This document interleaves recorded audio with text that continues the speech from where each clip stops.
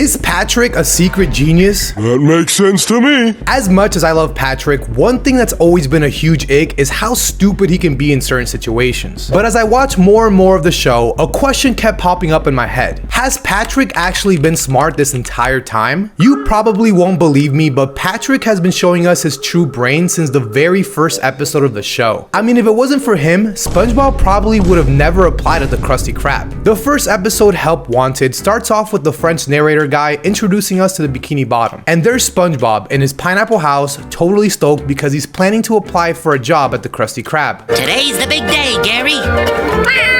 But when he finally gets to it, SpongeBob's actually having a moment of self-doubt. Again, he's outside the Krusty Krab, freaking out, thinking he can't do it. And guess who comes to save the day? Patrick. Go, SpongeBob! He literally stops SpongeBob from bailing the job and pumps SpongeBob up, reminding him of all his quirky but cool SpongeBob moments, like his first words and making a spatula out of toothpicks. So SpongeBob, now all fired up thanks to Patrick, charges into the Krusty Krab ready to take on the world. And the rest is history. So do you see where I'm getting at? Patrick could have easily told SpongeBob to ditch the Krusty Krab and go have fun with him. But Patrick is logical enough to understand how important this job is for SpongeBob. And even when it comes to himself, Patrick knows what he needs to do to make money. Like in the classic episode Chocolate with Nuts, SpongeBob and Patrick decide to become entrepreneurs after seeing a fancy living magazine. This guy's so rich, he has a swimming pool in his swimming pool. In this episode, they choose to sell chocolate bars, hoping to achieve the luxurious lifestyle. But it was Patrick that actually came up with the idea to sell the chocolate bars in the first place.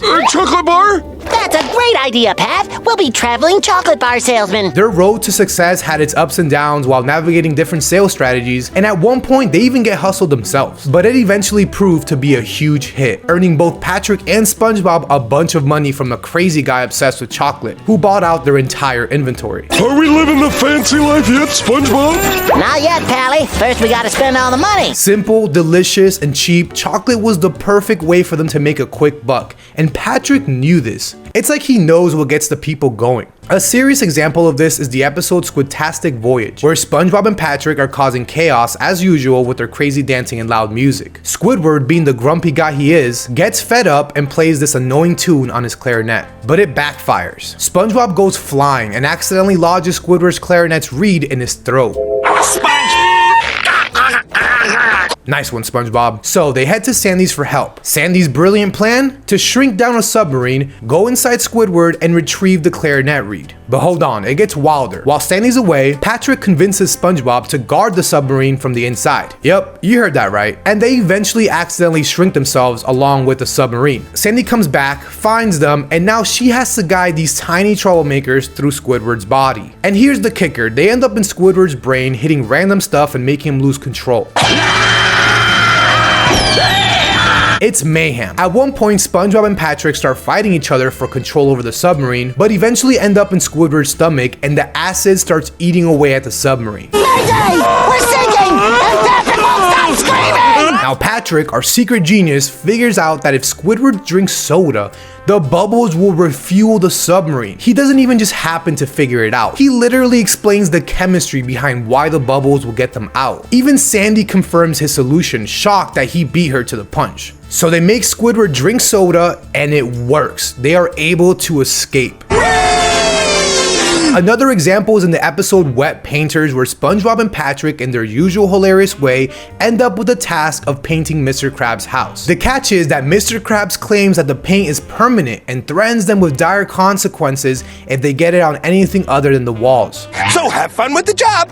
The fun really starts when SpongeBob and Patrick, in their attempt to paint without getting a drop anywhere else, accidentally create a giant bubble that covers up Mr. Krabs' entire house. Except for one crucial item, his first dollar. That dollar gets a tiny drop of paint on it and the chaos begins. SpongeBob and Patrick try everything imaginable to remove the paint from Mr. Krabs' dollar. They go through washing machines, spraying it, using tools, and even beating it up with a club and smashing it with a computer. Of course, all their attempts fail hilariously. Then, in a moment of desperation, Patrick breaks into a really accurate monologue where he calls out Mr. Krabs' unrealistic expectations by pointing out that putting any old dollar would be the same as his original dollar. So they decide to do this, but Patrick, in his usual clueless manner, takes out a dollar from his wallet but ends up using it to buy a chocolate bar from Mr. Krabs' candy machine instead. Ah! Grab it, Pat! Grab it! Hurry! Hurry! No, Pat! No! Get it, Pat! Get it! Almost, Patrick, almost. But the point is that Patrick was right. Mr. Krabs was being ridiculous, which was confirmed by the end of the episode when he revealed that the paint was actually not permanent, and he was intentionally unfair just to mess with him and SpongeBob. There we go, good as new. If you're starting to see a pattern here, you're getting it. Patrick suddenly becomes smart in times of extreme distress, or when a friend just needs help, suddenly coming up with solutions to problems no one else does. Not even Sandy. He might get them into these problems, but poor Patrick can't help it. Now, let's talk about his brain for a second. We get that Patrick has logical moments. I think it's fair to say everyone does, but is he actually smart? What's interesting is that the show seems to answer this for us, and most obviously in the episode Patrick's Smartpants. SpongeBob and Patrick go jellyfishing and end up playing tag together. Patrick starts running through a cliff though, and before SpongeBob can warn him, falls off the cliff and breaks his head. At the bottom of the cliff, SpongeBob finds only Patrick's head until his body walks up and screws his head back on. Back to normal, right? Wrong.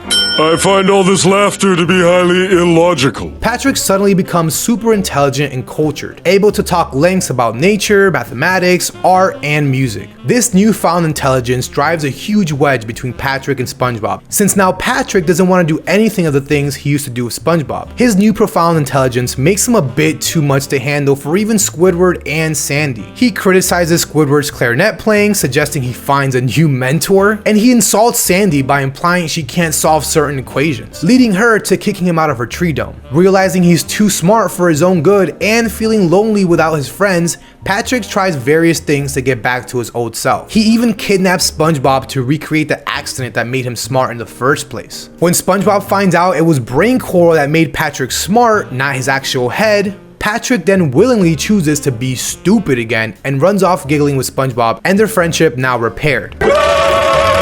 Now let's talk about this brain coral part, because if you look up what brain coral actually looks like, it looks nothing like what the show made it look like to be. I mean, yes, it is needed to look like Patrick's literal head for the episode to have made sense, but it's deeper than that. If you look at all the time Patrick coincidentally became smart, and you pair that with Patrick's decision at the end of this episode, it's looking like his head is perfectly fine, but chooses to play dumb, or at least doesn't put effort into looking otherwise in order to be happy and have fun with his friends. Or again, only activating his smarts when his friends really need it. When Patrick is smart, he consciously makes the decision that to be dumb is to be happy. Although this seems like a loss, if we take another look at it, Patrick already lost all of his natural intelligence, one specifically called interpersonal intelligence. Interpersonal intelligence is the ability to understand and interact effectively with others. When Patrick became smart, he gained other types of intelligence that are more traditional and associated with being smart, like logical skills with math, a deep understanding of art, music, culture, and a keen eye for nature. Yet, he completely lost his ability to relate and communicate with his friends. It's time we went our separate ways. But Patrick, you're my best friend! His conscious choice to go back to how things were before the brain coral demonstrates that he had a valuable set to begin with. And he did. I mean, think about it. Patrick's annoyingly slow nature would drive most people nuts. Yet Patrick still has friends, including his really close friendship with SpongeBob and good relationship with the highly intelligent Sandy Cheeks. Although others get annoyed by Patrick, including SpongeBob,